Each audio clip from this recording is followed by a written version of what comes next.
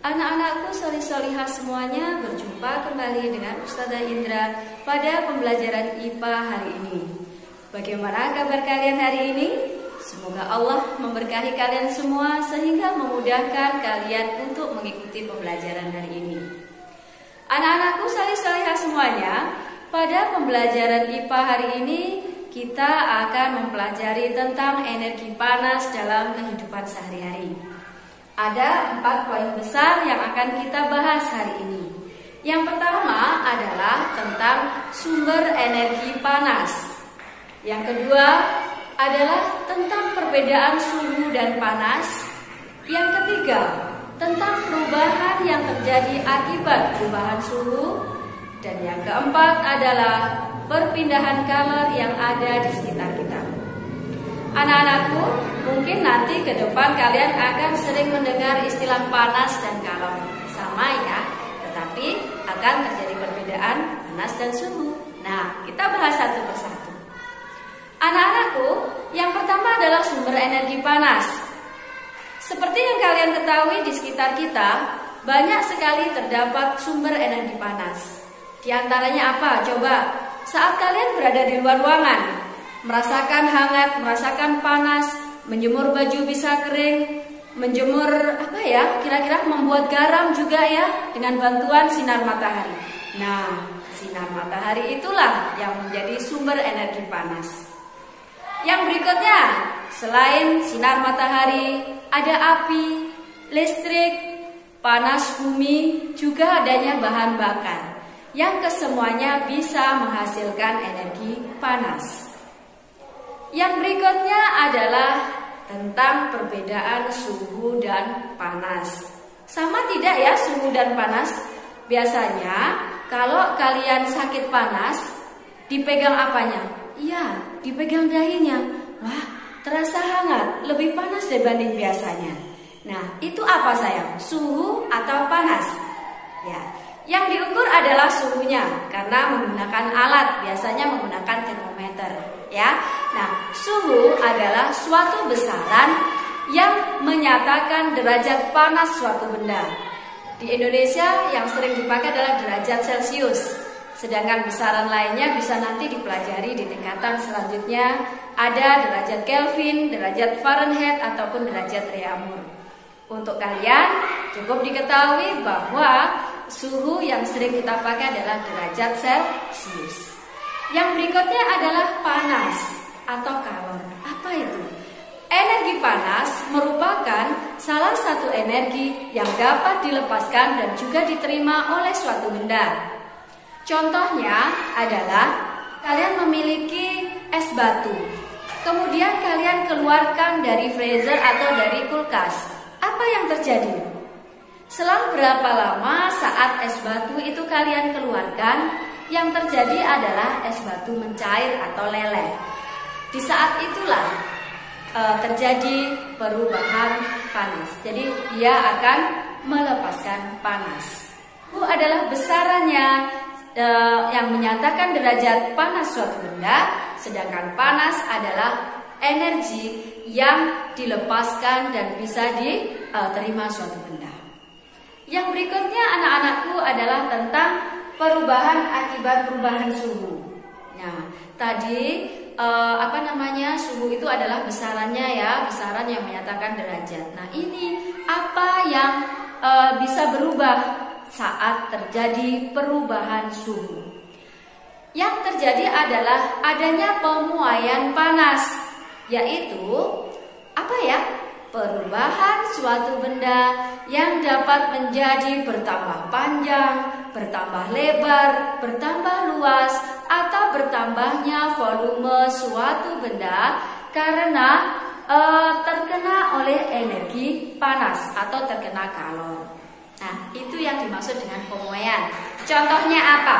Yang pertama adalah kalian sering melihat kaca jendela. Coba kalian amati jendela di rumah kalian. Jendela kalian amati, kira-kira pada pemasangannya ada jarak tidak ya antara kayu dengan jendela kacanya itu, dengan bagian kacanya. Nah, coba sudah diperhatikan?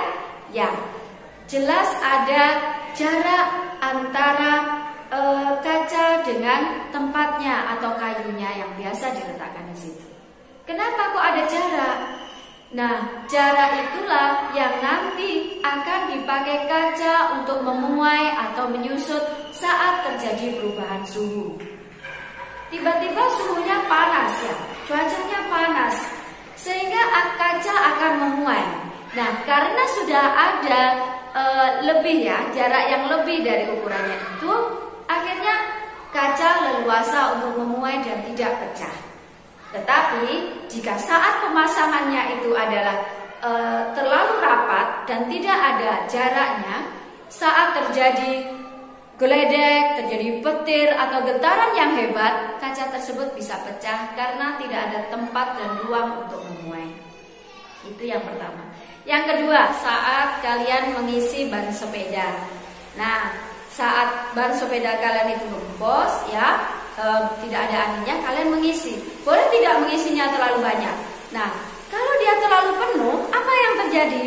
Saat roda itu nanti atau ban itu nanti di jalan raya dan panas karena ada gesekan antara roda dan aspal, tentunya akan mudah meledak karena tidak ada ruang untuk memuai. Contoh yang ketiga adalah adanya kabel telepon. Kalian sering melihat di sekitar ya, ada kabel telepon yang kelihatan kabelnya itu menggelendong. Nah, itu tujuannya untuk apa anak-anak? Tujuannya adalah untuk memudahkan saat terkena panas sehingga kabel itu bisa memuai dengan leluasa. Yang berikutnya adalah adanya sambungan pada rel kereta api yang diberi jarak. Tujuannya untuk apa? Ya, kalau terkena panas, lempengan besi pada rel kereta api itu akan memuai. Sehingga jika tidak ada jarak, tentunya akan melengkung besinya. Jika itu melengkung, berbahaya untuk kereta api yang berjalan di atasnya.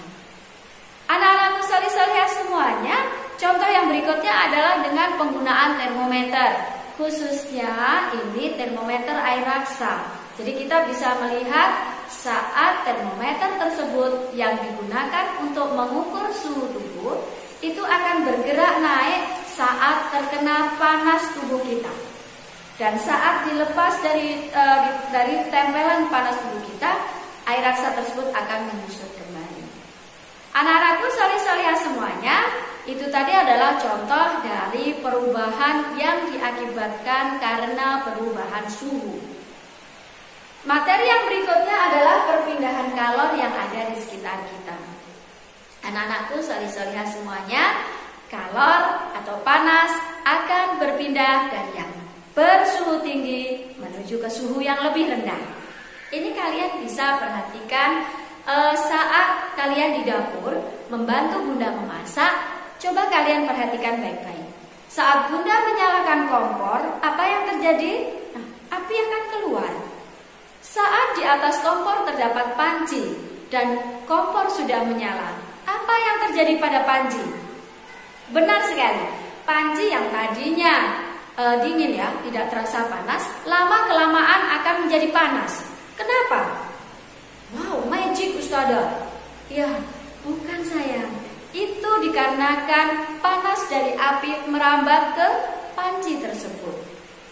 Saat panci kalian tuang dengan air, apa yang terjadi?